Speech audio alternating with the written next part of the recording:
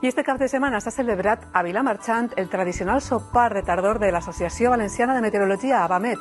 Esta cita anual, que se celebra des de fa més d'una dècada, ha reunit una cinquantena de persones, tant aficionades com professionals de la meteorologia i provinents de moltes localitats de nord a sud de la nostra geografia, entre elles els nostres companys meteoròlegs Joan Carles Fortea i Adrià Revert.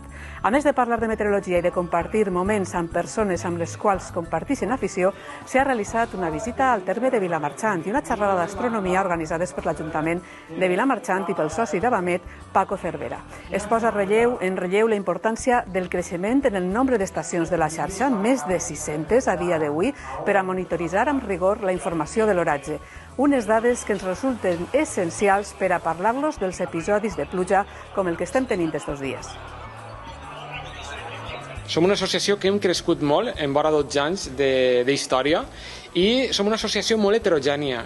Hi ha agricultors, científics, meteoròlegs, gent que treballa de totes les professions, però a tots ens uneix la meteorologia. Estem intentant formar una xarxa cada vegada més àmplia i més extensa arrel de la Comunitat Valenciana.